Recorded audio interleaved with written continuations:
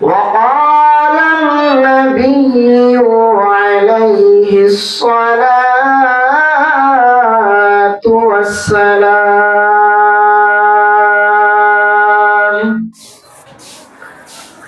تركت فيكم أمرين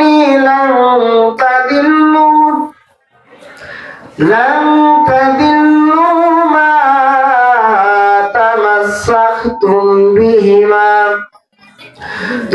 بهما وكتاب الله وسنة رسوله صدق الله المولانا العظيم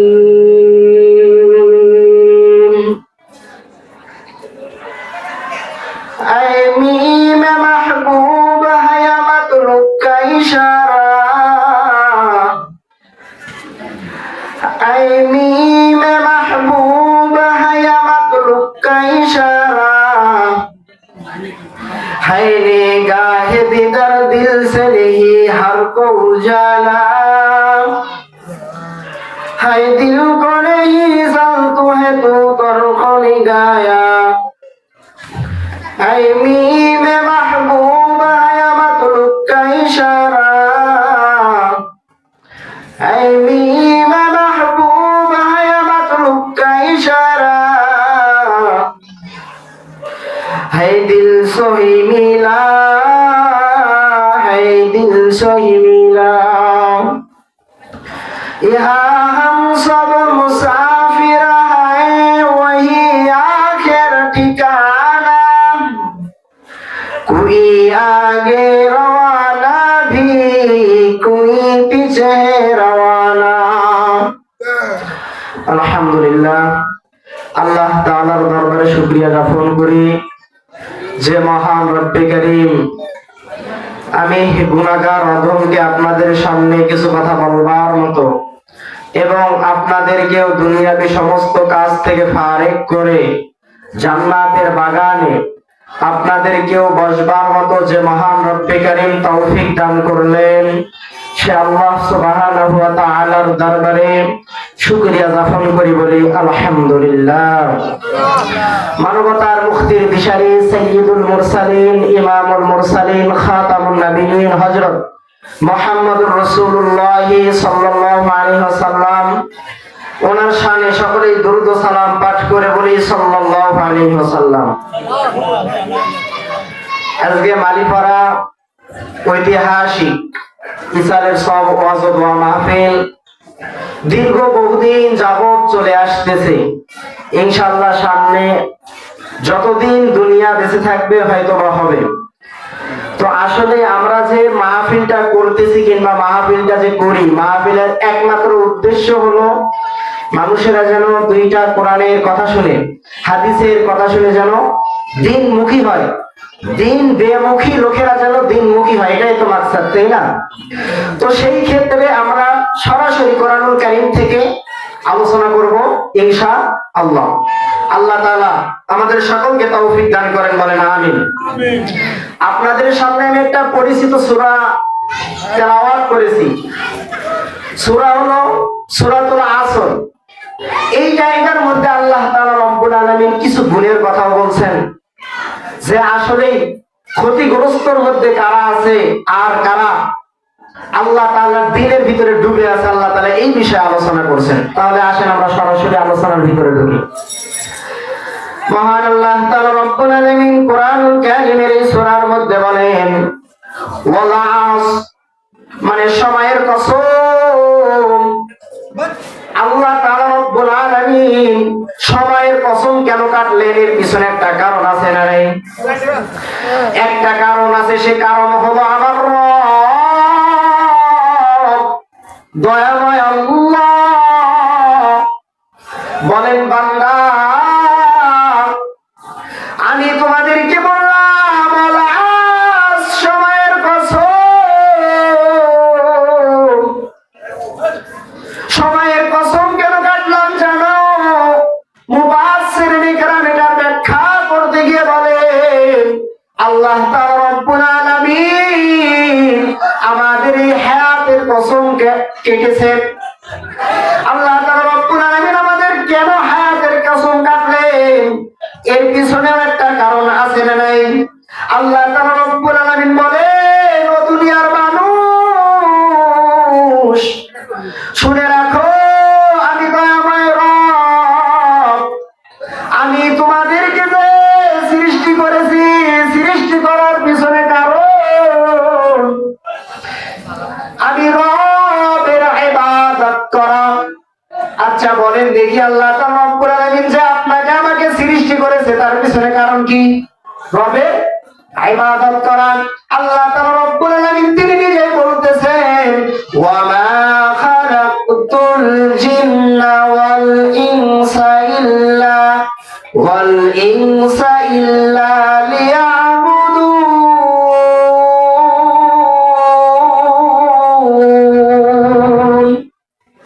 আল্লাহ তাআলা রব্বুল আলামিন বলতেছেন, ওয়া মা খালাকতুল জিন্না, আমি আল্লাহ জিন সৃষ্টি করলাম, ওয়াল ইনসা মানুষ সৃষ্টি করলাম। কিসের জন্য সৃষ্টি করলাম আল্লাহ তাও বলেন, ইল্লা লিয়াবুদুন। আল্লাহ বলেন, বান্দা আমি যে মানুষ এবং জিন সৃষ্টি করলাম আমি রবের ইবাদত করার জন্য। তবে বান্দা কতদিন পর্যন্ত ইবাদত করবা? আল্লাহ তাআলা রব্বুল আলামিন তাও বলেন, আল্লাযী খালাকাল মাউতা ওয়াল হায়াতা লিয়াবলুয়াকুম আইয়ুকুম আহসানু আমালা। আল্লাহ তাআলা রব্বুল আলামিন বলেন, কতদিন পর্যন্ত তোমরা আমি রবের ইবাদত করবা? যতদিন তুমি দুনিয়ার বুকে বেঁচে থাকবা ততদিন তুমি আমি রবের ইবাদত করবা। রবের ইবাদত করলে আল্লাহ তাআলা কি দিবেন?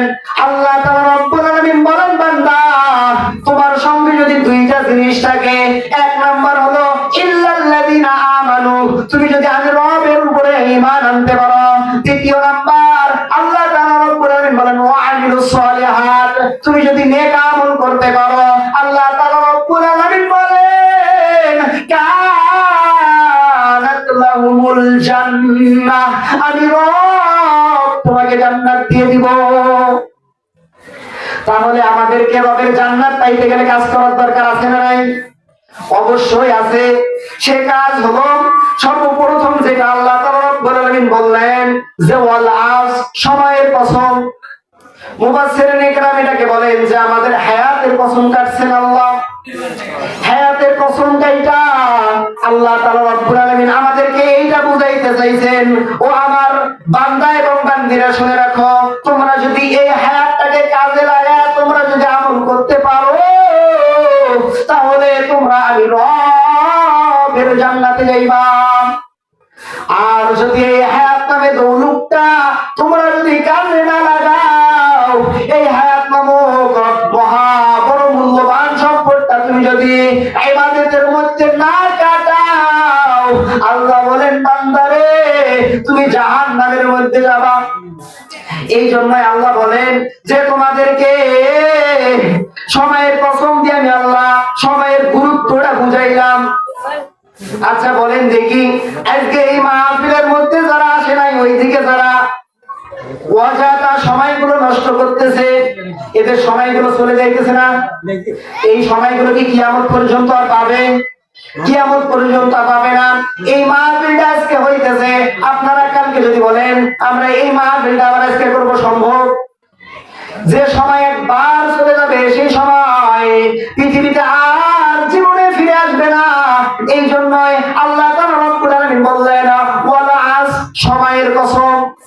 এর পরের আয়াতে আল্লাহ তাআলা রব্বুল আলামিন বলেন, ইন্নাল ইনসানা লাফি খুস। আল্লাহ তাআলা রব্বুল আলামিন বলেন, ইন্নাল ইনসানা, বলেন নিশ্চয় ওই সমস্ত মানুষ ক্ষতিগ্রস্তর মধ্যে আছে। পৃথিবীর মুখে আমি হুজুরও ক্ষতিগ্রস্ত, আমি সাধারণও ক্ষতিগ্রস্ত, মেম্বারও ক্ষতিগ্রস্ত, চেয়ারম্যানও ক্ষতিগ্রস্ত, এমপিও ক্ষতিগ্রস্ত, প্রধানমন্ত্রীও ক্ষতিগ্রস্ত। আল্লাহ বলেন পৃথিবীর যত মানুষ আছে সমস্ত মানুষ হলো ক্ষতিগ্রস্ত, তবে চার শ্রেণীর লোক বাদে। বলেন কয় শ্রেণীর লোক বাদে? চার শ্রেণীর মধ্যে এক নাম্বার হলো আল্লাহ তাআলা রব্বুল আলামিন বলেন ইল্লাল্লাযীনা আমানু। এক নাম্বার হলো আল্লাহ তাআলার উপরে ঈমান আনা। এখন বলতে পারেন হুজুর আমরা তো ঈমান এনেছি, আমরা তো আল্লাহ তাআলাকে বিশ্বাস করি, আল্লাহ তাআলাকে মানি, ঈমান আনতে গেলে শুধু মুখে মুখে বললে হবে না। আমি বললাম আমি বড় ঈমানদার, শুধু মুখে বললাম কিন্তু আমার কাজে কর্মে এটার কোনো প্রমাণ নাই। আমি হলাম নামের ঈমানদার, মূলত কামের ঈমানদার নয়। এই জন্য আল্লাহ বলেন ঈমান। পৃথিবীর বুকে সবচেয়ে বড় সম্পদের নাম হলো ঈমান। যার ঈমান আছে সে একদিন না একদিন জান্নাতে যাবে, আর যার ঈমান নাই সে কখনো জান্নাতের মধ্যে যাইতে পারবে না। এটা কথা কার? আল্লাহর। আল্লাহ তাআলা রব্বুল আলামিন বলতেছেন ঈমান পৃথিবীর বুকে সবচেয়ে বড় মূল্যবান ধনের নাম, কিন্তু মাঝে মাঝে আমাদের ঈমানও ভেঙে যায়। এটা কিন্তু আপনিও বুঝেন না, আমিও বুঝি না। এখন বলতে পারেন হুজুর কিভাবে আমাদের ঈমান ভেঙে যায়? আমার কথা না, আল্লাহ তাআলা নিজেই বলেন যে তোমাদের ঈমান মাঝে মাঝে এমনিই ভেঙে যায়। কেমনে ভেঙে যায়? এই যে আল্লাহ তাআলার ইবাদত করি না, আল্লাহ তাআলা রব্বুল আলামিন বলেন ওয়া ইন্নাশ শিরকা লাযুলমুন আযীম। আল্লাহ তাআলা রব্বুল আলামিন বলেন যারা শিরক করবে তাদের ঈমান ভেঙে যাবে, যারা মাজারের মধ্যে যা সিজদা দিবে তাদের ঈমান ভেঙে যাবে, যারা পীরের পায়ের মধ্যে যা সিজদা দিবে তাদের ঈমান ভেঙে যাবে। একদল বের হইছে হিজবুত তাওহীদ, একদল বের হয়েছে হিজবুত তাওহীদ। হিজবুত তাওহীদ বলে আল্লাহর নবীর কোনো কথা লাগে না। কেন লাগে না? বলে নামাজ পড়লে কেউ জান্নাতে যাবে না, এই কুলাঙ্গারেরা এই সমস্ত কথা বলেন। অথচ আল্লাহর রাসূল নিজে বলছেন মিফতাহুল জান্নাতিস সালাত। আল্লাহর রাসূল নিজে বলছেন নামাজ হলো বেহেশতের চাবি। অথচ এই হিজবুত তাওহীদরা বলে নামাজ বেহেশতের চাবি না। বুঝা গেল এরা যাই কিছু হোক না কেন এরা ঈমানদার হতে পারে না। আল্লাহ তাআলা বললেন প্রথম নাম্বার হলো ঈমান আনা, দ্বিতীয় নাম্বার হলো নেক আমল করা। আমার কথা নয়, আল্লাহ তাআলা নিজে বলতেছেন ওয়া আমিলুস সালিহাত। আল্লাহ তাআলা রব্বুল আলামিন তিনি নিজে বলতেছেন নেক আমল করো। এখন বলতে পারেন হুজুর নেক আমল কেমনে করব? নেক আমল করা খুবই সহজ। বলেন হুজুর কেমনে? আপনি জুতা পায়ে দিবেন, এটাও আমল। আপনি মসজিদের মধ্যে ঢুকবেন, এটাও আমল। আপনি বাথরুমের মধ্যে যাবেন, এটাও আমল। আপনি বাথরুম থেকে বের হবেন, এটাও আমল। আপনি খেতে যাবেন, এটাও আমল। আপনি খেতের মধ্যে খেত ছোট দিবেন, এটাও আমল। আপনি যত কিছু কাজ করবেন সমস্ত কাজেই হলো ইবাদত, সমস্ত কাজেই হলো আমল। আপনি মসজিদের মধ্যে যদি ডান পা দিয়ে প্রবেশ করেন আর যদি বলেন মসজিদে ঢোকার প্রবেশের দোয়া যদি বলেন আল্লাহুম্মা ইফতাহলি আবওয়াব রাহমাতিক, বলেন তো সব হলো না গুনাহ হলো? এই যে মাহফিলের মধ্যে এই যে আপনারা বসে আছেন, বসে বসে এই যে আপনারা সুবহানাল্লাহ আলহামদুলিল্লাহ বলতেছেন, বলেন তো এটা সবের কাজ না গুনার কাজ? আল্লাহ তাআলা রব্বুল আলামিন বলেন বান্দা সমস্ত কিছু তোমার নেক আমল দ্বারা হবে যদি তুমি করতে পারো। আর যদি তোমরা নেক আমল না করো আমি তো আমার আল্লাহ তোমাদেরকে এমন শাস্তি দিব সেটা হলো তোমাদের কল্পনার বাইরে। আল্লাহ কেমন শাস্তি দিবেন? আল্লাহ তাআলা রব্বুল আলামিন তাও কোরআনুল কারীমের মধ্যে বলেন ওয়াইলুল লিকুল্লি হুমাযাতিল লুমাযা আল্লাযী জামা'a মালান ওয়া 'আদ্দাদা ইয়াহসাবু আন্না মালাহু আখলাদা কাল্লা লায়ুনবাযান্না ফিল হুতামাহ ওয়া মা আদরাকা মাল হুতামাহ নারুল্লাহিল মুকাদা। কথাকার আল্লাহ তাআলা রব্বুল আলামিন বলতেছেন যারা বদ আমল করবে, যারা দুনিয়ার মধ্যে কোনো নেক আমল করবে না, যারা দুনিয়ার মধ্যে রবের ইবাদত করবে না, যারা দুনিয়ার বুকে রবের হুকুম মেনে চলবে না, আল্লাহ তাআলা রব্বুল আলামিন বলেন ওই বান্দা যখন মারা যাবে, এখন আপনারা একটু দিলের কান লাগায় কথাগুলো শুনবেন, চোখ দুইটা বন্ধ করে কথাগুলো শুনবেন। আজকে আমি যদি মারা যাই, আমি মামুনুর রশিদ আজকে যদি মারা যায়, আমার মা কাঁদবে, আমার সন্তান কাঁদবে, আমার ছেলে মেয়ে কাঁদবে, আমার আত্মীয় স্বজন সবাই কাঁদবে, কিন্তু মা কাঁদবে, বাবা কাঁদবে, তারপরে একটা স্লোগান থাকবে যে এরে শেষ বিদায় দিয়ে দাও, এরে কবরের মধ্যে রাইখা আসো। মারো এইটা কথা, বাবারও এইটা কথা। বাবা কাঁদবে আর বলবে, কেউ দৌড়াও মসজিদের মুয়াজ্জিনের কাছে। আবার মা বলবে, বাবা তোমরা এক কাজ করো, কাফনের কাফন কেনার জন্য বাজারে দৌড়াও। আবার একদল লোকে বলবে যে তোমরা পরাই পাঠানোর জন্য যাও। আবার আরেক দলকে বলবে তোমরা কবর খনন করার জন্য যাও। সবাই আমাকে চিরবিদায় দেওয়ার জন্য প্রস্তুতি গ্রহণ করবেন। অথচ পৃথিবীর বুকে আমার মার কাছে আমি সবচেয়ে ভালোবাসার সন্তান ছিলাম, আমার বাবার কাছে আমি সবচাইতে ভালোবাসার সন্তান ছিলাম। সেই বাবা আমাদেরকে চিরবিদায় দেওয়ার চেষ্টা করবে। যখন কবর খনন করা হয়ে যাবে, পরাই পাতার পানি যখন গরম হয়ে যাবে, আপনাকে আমাকে চোখের উপরে শোয়া সুন্দর করে শেষ গোসল দিয়ে দিবে।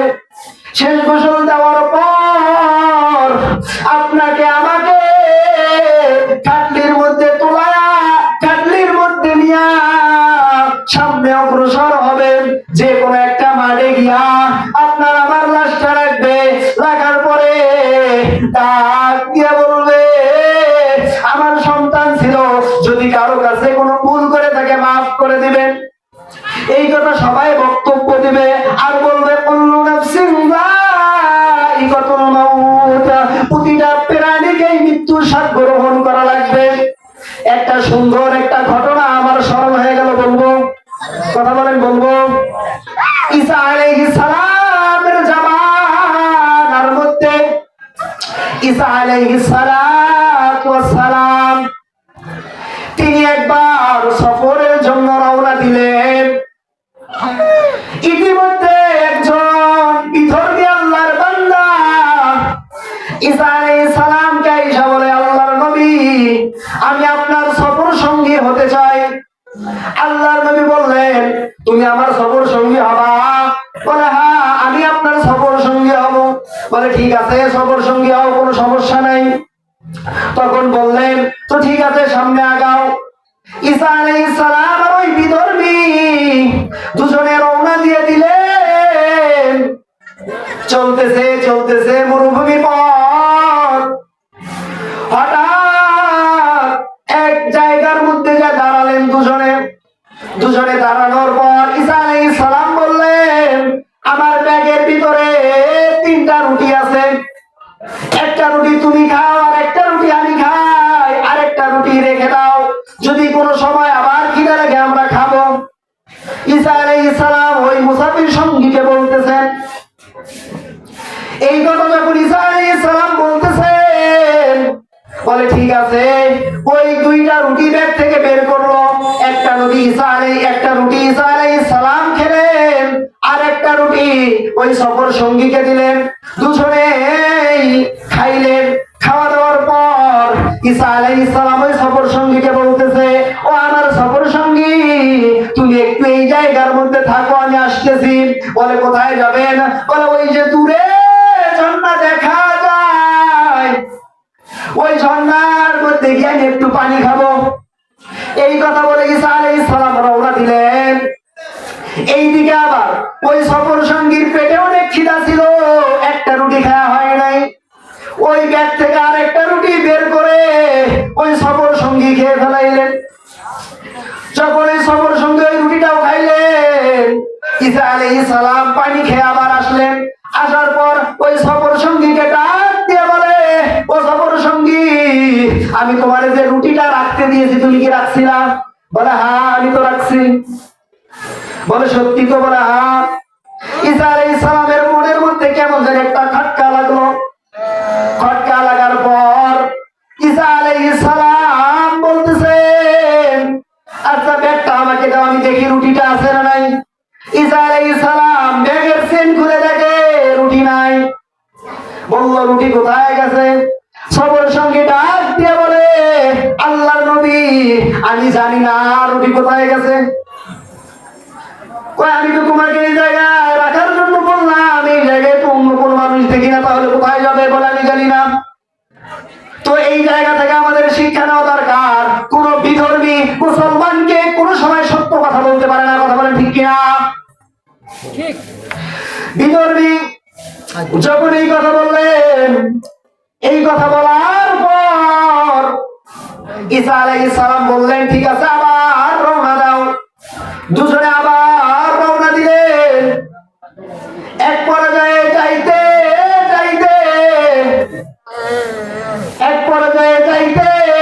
যাইতে সামনে একটা নদী পড়ে গেল। ঈসা আলাইহিস সালাম ডাক দিয়ে বলেন, ঈসা আলাইহিস সালাম ডাক দিয়ে বলেন, কতক্ষণ আছে সময় আর নাই, ভালো লাগা না ঠিক হয়ে যায়, দেখ ভালো দেখ আপনি ঘটনা পর। ঈসা আলাইহিস সালাম যাইতেছেন, যাওয়ার সময় হঠাৎ সামনে একটা নদী দেখে। নদী দেখার পর ঈসা আলাইহিস সালাম বললেন যে এই নদীটা পার হওয়া লাগবে। সবর সঙ্গে ডাক দিয়ে বলে, হুজুর আপনার মাথা ঠিক আছে? এই নদী কি পার হওয়া সম্ভব? পাশে তো কোনো নৌকাও নাই, আশেপাশে তো আমি কোনো কিছু দেখি না, পার হবো কেমনে?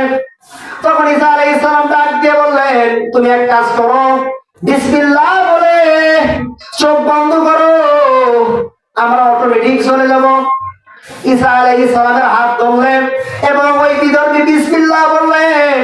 বিসমিল্লাহ বলার পর দুজনের চোখ বন্ধ করছে। আল্লাহ তাআলার কুদরতে নদীর এপার থেকে ওপার এসে গেছে। সুবহানাল্লাহ বলবেন না? কুদরত কার? কাদের কুদরত দারি বরগমা আনতা রব্বি আনতা হাসবি ইয়া তারুজ্জালাল। তুই কাদের গায়রুল্লাহ জাহাদা বারহালে তু মেরা নিগাদা। দুজনে পার হয়ে গেলেন।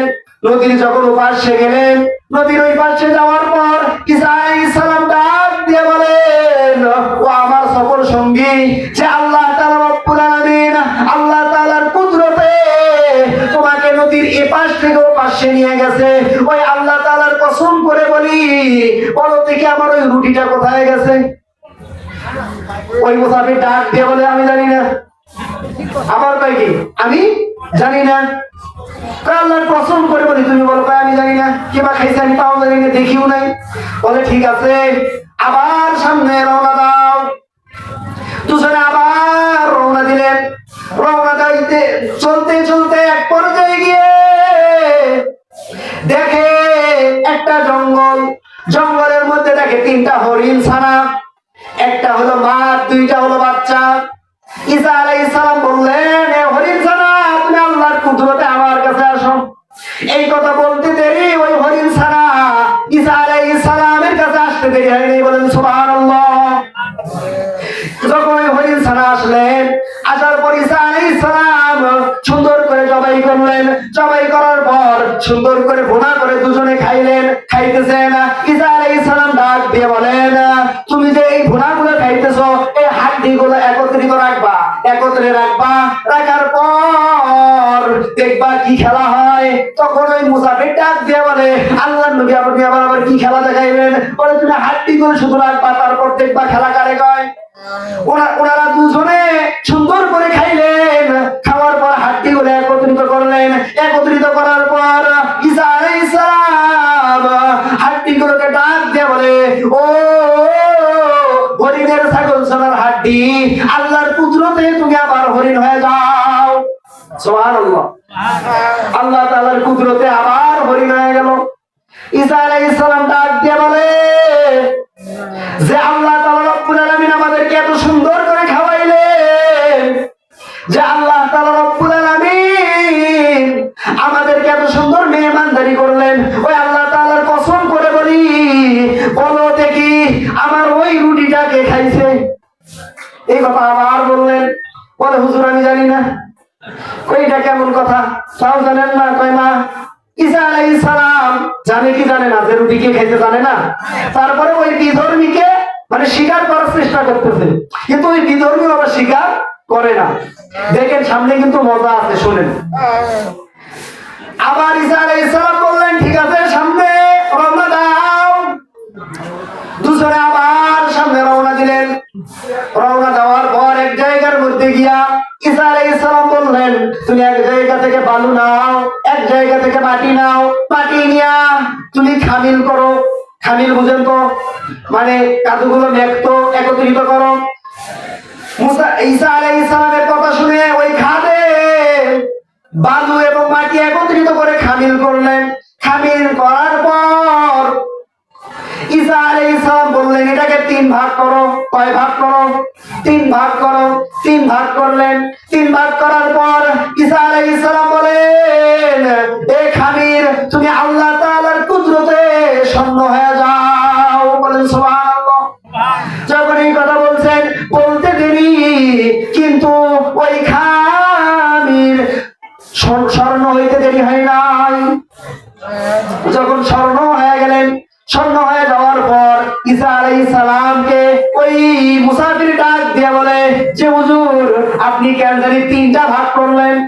বলে একটা ভাগ হলো আমার, আর একটা ভাগ হলো তোমার, আর একটা ভাগ হলো ওই যে রুটি চুরি করছে তার।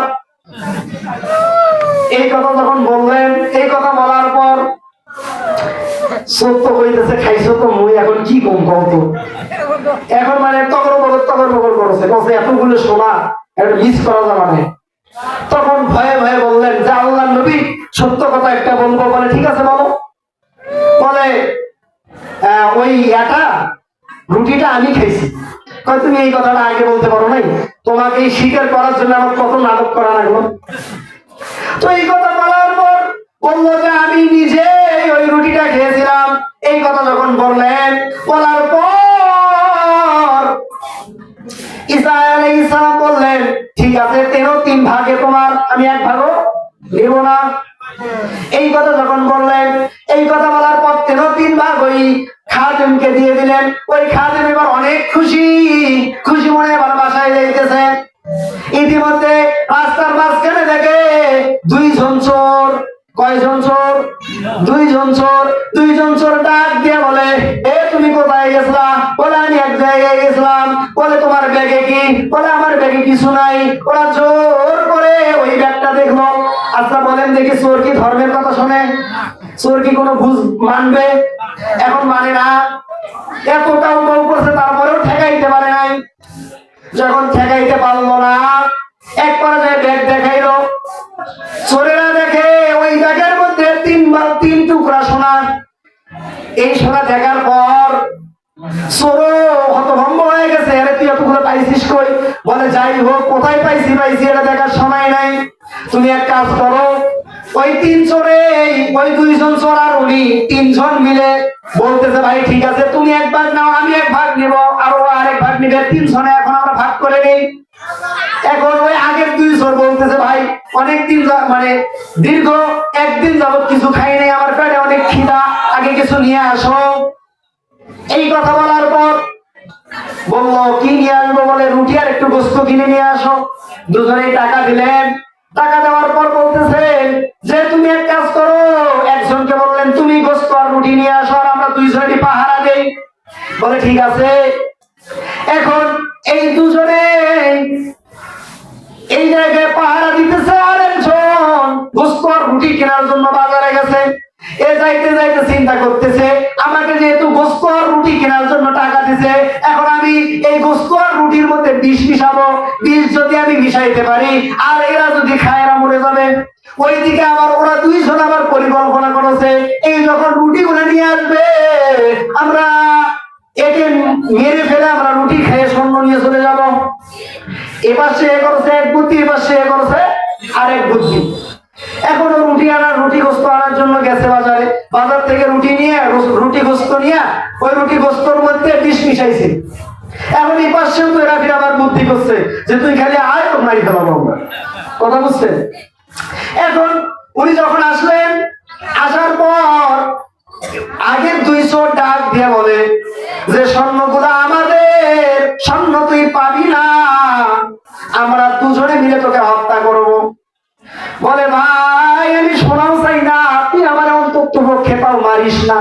বলে না আমরা এটা মানবো না, আগে তোকে মারা লাগবে, না হলে তুই ভেজাল করবি।